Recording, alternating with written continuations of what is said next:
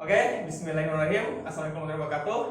Selamat pagi kawan-kawan semuanya. Semoga kawan-kawan selalu diberikan kesehatan, ketabahan dan motivasi yang tetap terjaga untuk menghadapi UTBK tahun 2020.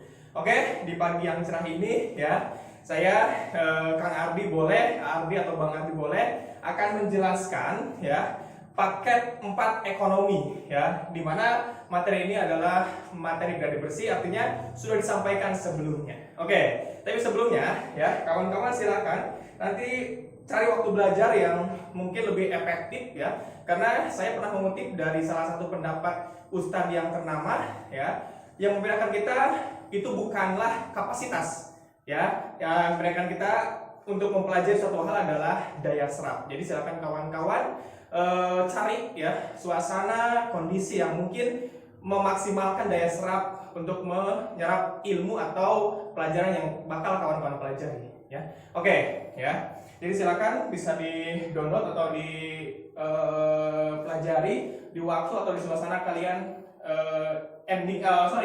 di yang happy lah, mau pagi, mau sore, mau malam. Oke ya.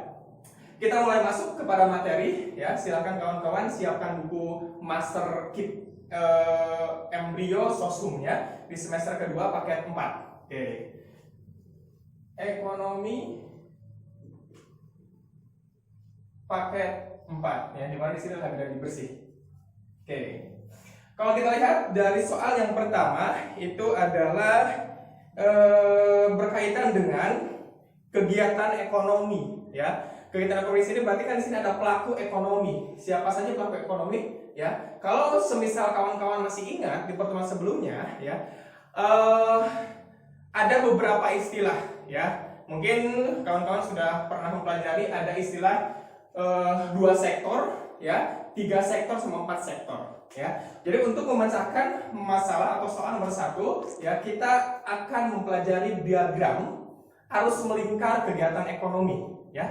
Oke, kita mulai dari yang 2 sektor. Nah, berarti 2 sektor di sini ada 2 pelaku ekonomi. Siapa saja? Oke, yang pertama ya. Mungkin kawan-kawan sudah tahu ya istilah pelaku ekonomi yang pertama adalah produsen. Produsen. Oke, yang kedua adalah konsumen. Oke.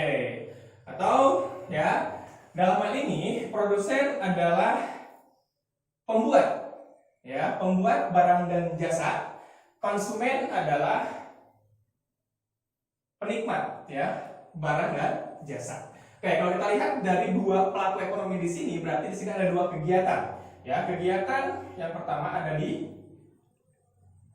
pasar input. Yang kedua ada di pasar output. Oke ya.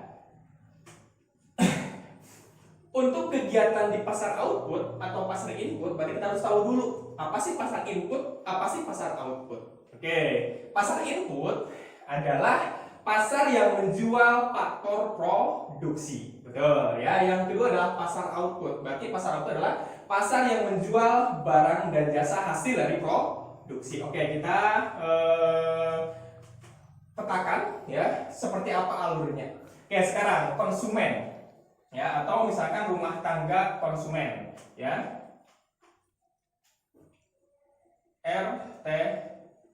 RTK ya.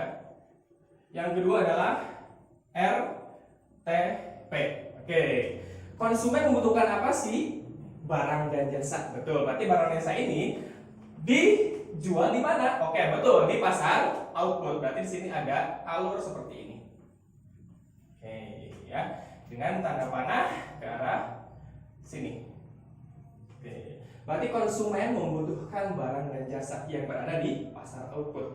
Dari mana sih barang dan jasa itu diproduksi? Tadi ya, seperti yang dijelaskan sebelumnya, dari RTP atau dari produsen yang produksi. Berarti di sini ada alur yang kedua. Oke, ke sini ya, dengan arah tanda panah ke sebelah sini. Oke, ya. Berarti di sini sudah ada satu alur, ya. Oke. Otomatis saat konsumen ya membutuhkan barang dan jasa, berarti harus mengorbankan dong. Tuh, apa yang dikorbankan? uang. Ya, berarti uang dari sini akan masuk kepada sini. Oke. Nah, berarti alur yang pertama ya, ini adalah barang dan jasa yang dibutuhkan oleh konsumen, otomatis konsumen harus mengeluarkan uang.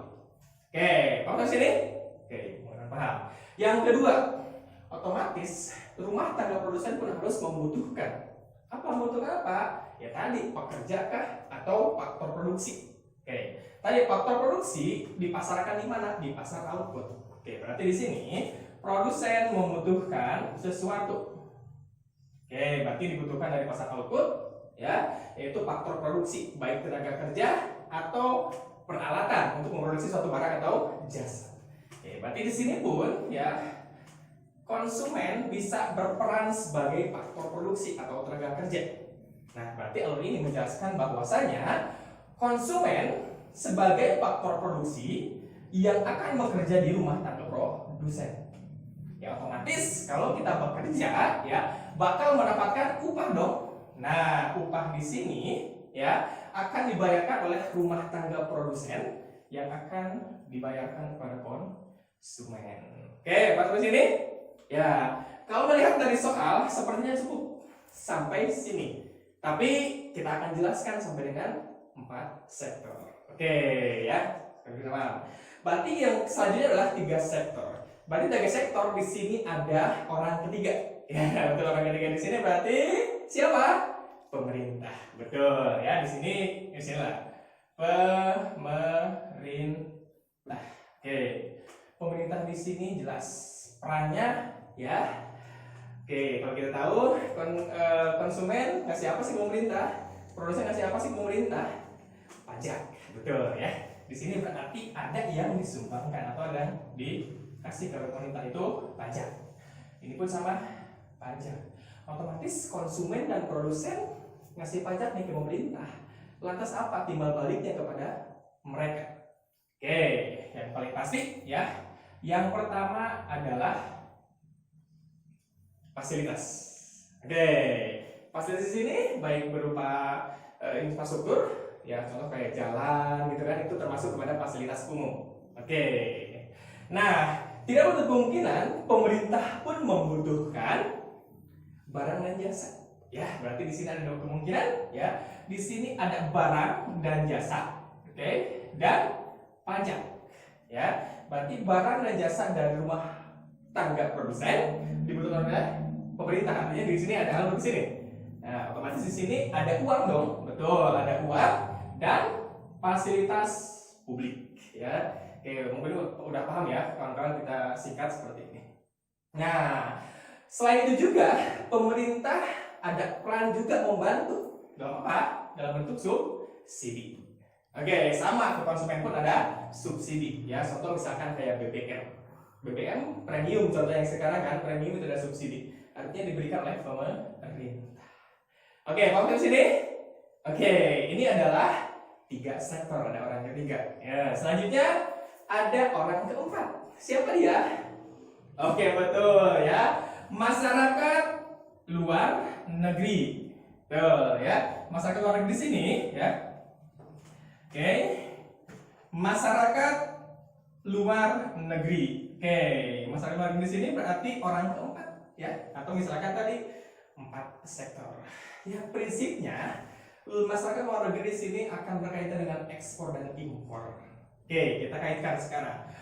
Kalau kita kaitkan pertama-tama kepada pasar input, ya, berarti di sini, ya, kalau ada alur seperti ini, tanda panahnya ke pasar input, ya, berarti di sini adalah kegiatan impor, betul, ya, kegiatan impor. Oke, ya.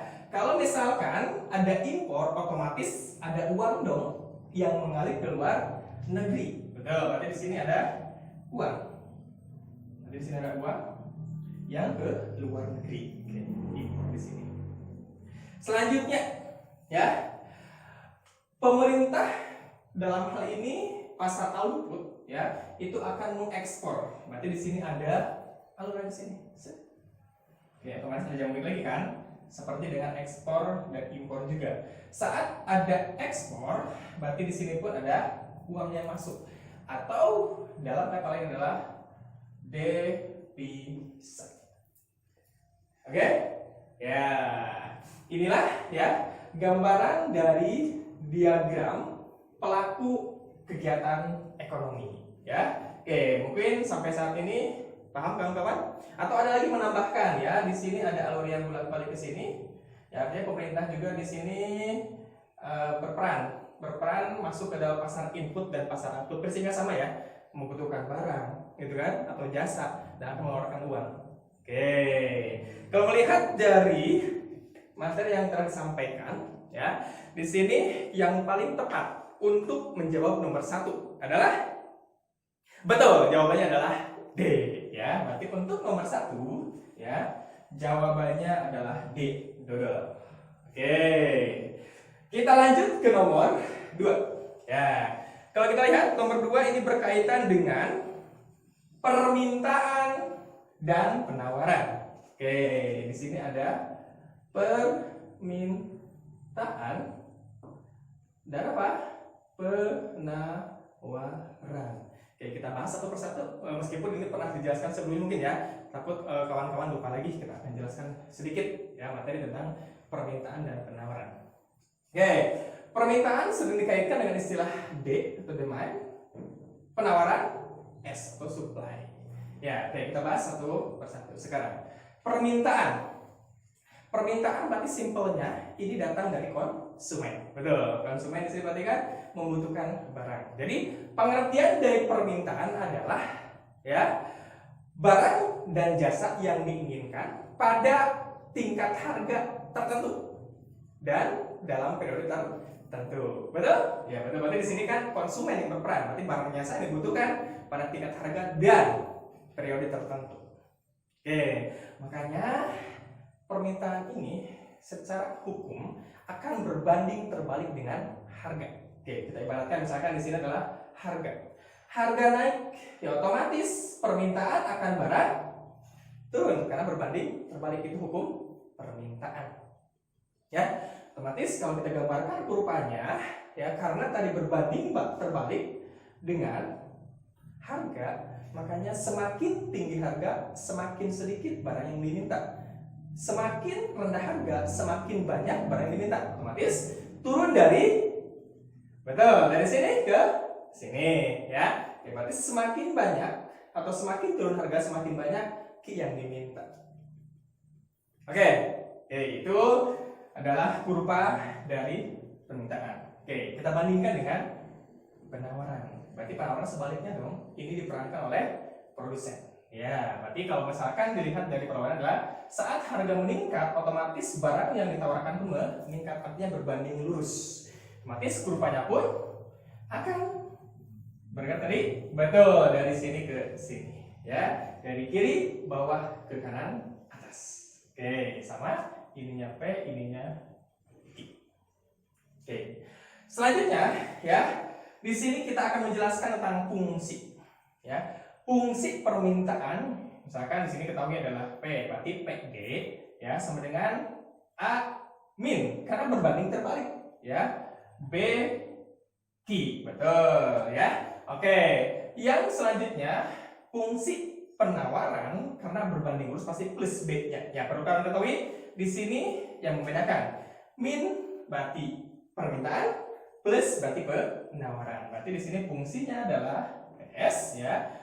A-nya bisa plus, bisa min, kawan-kawan. Tapi di sini harus plus. B, Q. Oke? Oke.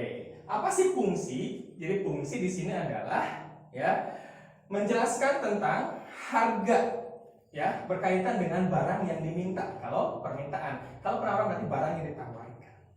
Oke, berarti kawan-kawan di sini harus tahu dong cara mencari fungsi. Ya, kalau semisal diketahui P1, P2, Q1, Q2, berarti rumusnya sama-sama menggunakan P dikurangi P1 per P2 dikurangi P1. Oke, berarti ini pun sama. Q ya dikurangi Q1. Q2 dikurangi Q1. Oke, sama ya, tergantung nanti diketahui. Kalau misalkan fungsinya permintaan berarti D di sini. Kalau penawaran berarti S. Oke, berarti ini rumus. Oke, sampai sini paham kawan-kawan? Nah, selanjutnya apa aja sih yang menggeser kurva permintaan dan penawaran? Oke, artinya geser tuh berpindah titik ya. Misalkan awal misalkan titiknya di sini. Oke, istilah geser tuh ya bisa ke kanan dan ke kiri atau ditambah kanan atas, kiri atas atau sebaliknya ya. Berarti di sini bisa aja ke kanan saja atau ke kiri saja. Oke. Yang pertama, yang paling mudah untuk memprediksi pergeseran adalah barang itu sendiri. Oke, kita balik lagi ke atas. Karena berbanding terbalik dengan harga, otomatis kalau semisal harganya naik, bergeser kemana kawan-kawan? Permintaan ke kiri, betul ya. Berarti akan bergeser ke kiri. Kenapa? Harganya naik, otomatis Q-nya pun akan turun. Oke, nah ini yang dinamakan bergeser ke kiri. Kali ini pun hampir sama, cuman bergesernya berbeda saat harga naik. Oke.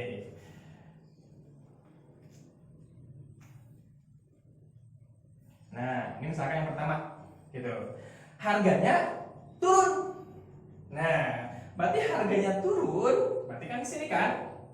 Betul? Ke bawah? Betul. Berarti karena berbanding lurus, makanya akan bergeser ke sebelah kiri. Tuh, geser ya. Sebelah kiri. Agar jelas. Oke. Awalnya kayak gini. Nah, harganya turun. Berarti akan bergeser ke sebelah kiri. Kalau naik gimana? Berarti sebelah kanan untuk penawaran. Oke? Oke. Faktor lain yang menggeser kurva permintaan dan penawaran. Oke. Yang pertama ini permintaan. Sekarang apa sih yang bakal menggeser? Atau istilah ceteris paribus deh kawan-kawan. Yang pertama adalah pendapatan.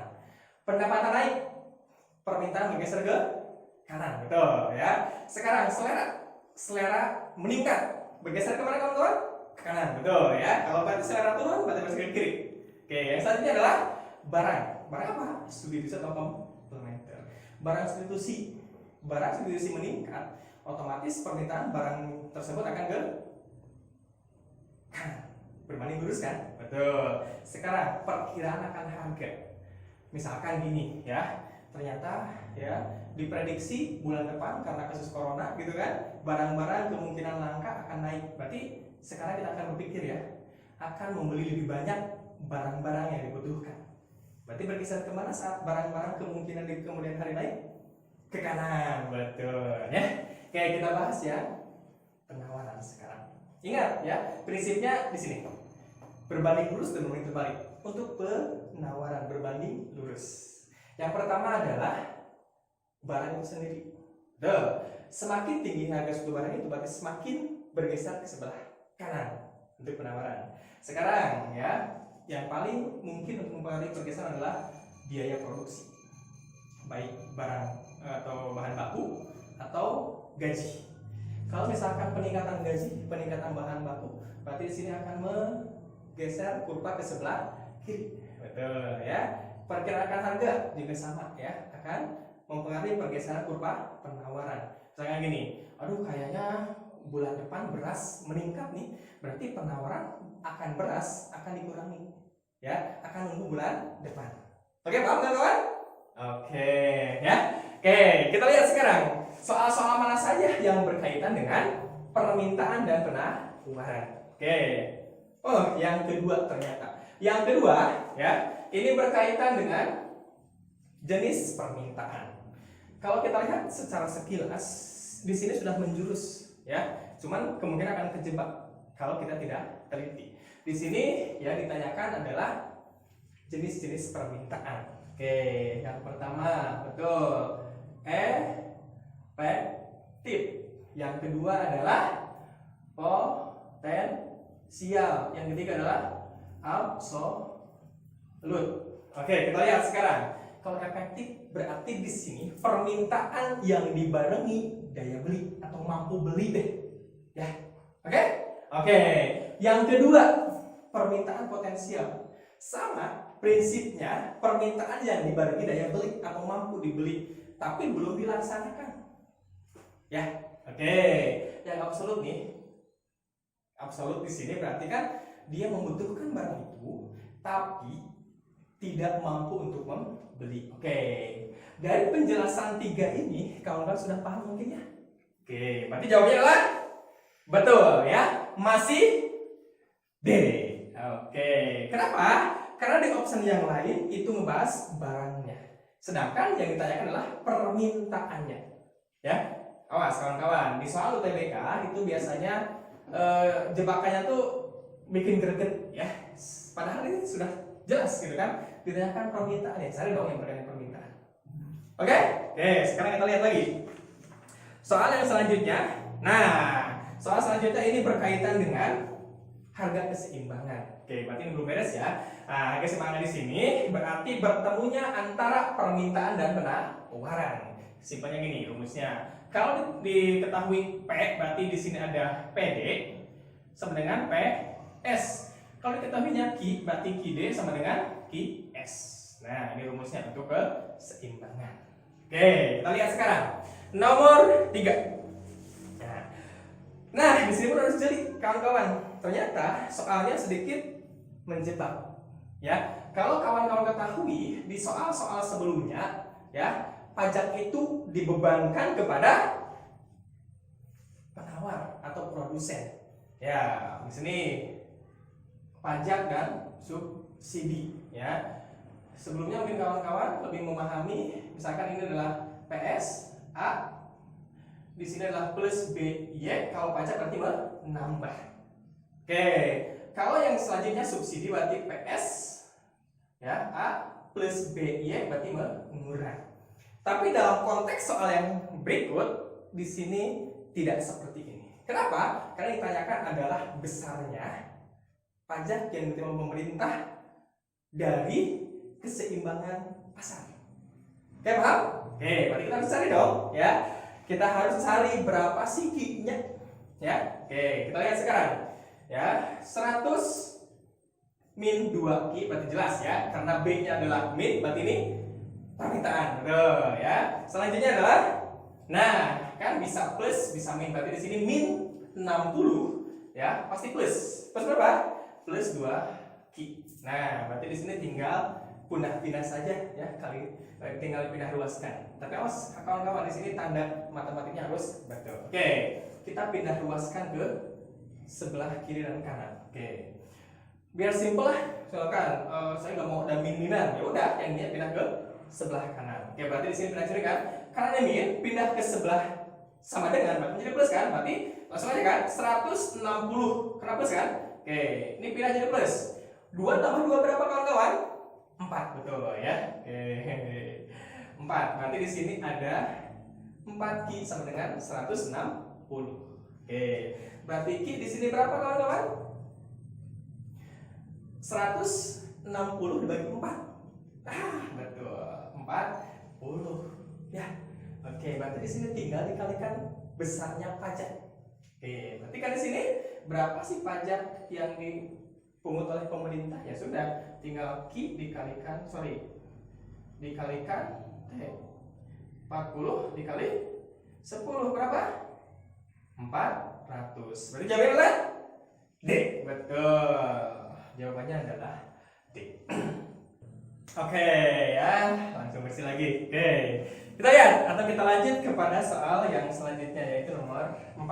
Ya, nomor 4 di sini masih berkaitan dengan permintaan penawaran, tapi yang ditanyakan adalah elastisitas. Ya, elastisitas di sini berarti kan kepekaan.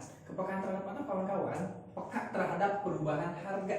Ya, berarti di sini akan menilai respon. Ya, respon permintaan atau respon penawaran di saat harga barang itu berubah. Ya, oke, pernah disampaikan sebelumnya kan? Oke, kita lihat sekarang. Ya, nomor 4 diketahui. Ya, harga minyak turun dari mana? Berarti di sini P1-nya adalah 10.000. Oke, P1 adalah 10.000. Oke, P2 adalah 8.000. P2 adalah 8.000. Nah, berarti di sini ada penurunan 2.000. Oke, selanjutnya. Nah, ditanyakan adalah persentase penurunan yang lain. Kenaikan, karena kan ini turun. otomatis kalau permintaan berarti permintaan akan barang naik. Nah, di sini ada persentase perubahan Q naik. Sebesar berapa? 20%. Berarti lebih enak menggunakan rumus yang mana? Ya, rumus yang E sama dengan persentase perubahan Q ya per persentase perubahan P. Oke, ya. Berarti di sini sudah ada, tinggal kita mencari persentase perubahan P. Ya, gampang kan? Ini berapa sih? Tentunya 2000. 2000 itu berapa persen sih dari 10.000? Wah, ada yang sudah tahu? Berapa? 20% ya sudah, gitu kan? Ini sudah kita ambil 20%. Ini pun 20%. Berarti otomatis 20% per 20% adalah 1. Oke, 1 di sini apa sih? Ini dari. Oke, berarti minta di sini adalah E sama dengan 1.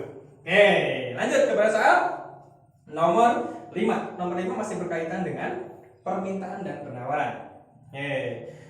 Nah, di sini pun ya kita harus mengetahui maksud dari soal tersebut. Oke. Di sini jelas ya, kata kuncinya ada di diskon 20% dari harga keseimbangan. Berarti kita harus tahu dulu P Q saat keseimbangan. Oke, sama perhatikan rumusnya ya. 5. Ya, 5 di sini berarti kita adalah fungsi QT. Atau permintaan adalah 100 ya. Tadi tidak tulis rumusnya, sudah paham ya? Kayak tadi di awal. Berarti tinggal kita pembahasannya saja. Oke, berarti sini min P, artinya 1 P ya. Yang kedua adalah min 20 plus 0,5 P. Betul kan? Betul. Mas, di sini diskon ya dimasukkan setelah ada harga keseimbangan. Karena jelas di sini di soalnya dari harga keseimbangan, sama prinsipnya, tinggal pindah ruaskan. Oke, pindah ke sini. Betul, 120 plus ini kan? Oke, berarti ini jadi plus kan? 1,5 P. Sekarang ya, 120 ya dibagi 1,5 berapa? Betul, berarti P-nya adalah 80. Nah, yang dimaksud soal adalah dari P ini. Berarti kita cari sekarang berapa sih harga setelah diskon? Nah, biasanya ini kaum hawa nih yang suka diskon ya. Oke, kita hitung sekarang. Berarti kan diskonnya berapa? 20%. Dikali berapa? 80 atau di harga. Berapa berarti? 16. Nah, berarti P ini setelah diskon. Berarti kita tinggal masukkan kepada fungsi permintaan. Tadi ini adalah boleh tambah X dari soal X-nya kan. Berarti di sini 100 min langsung aja. Ini kan. Nah, 16. Berapa sih 100 per 16? Berapa?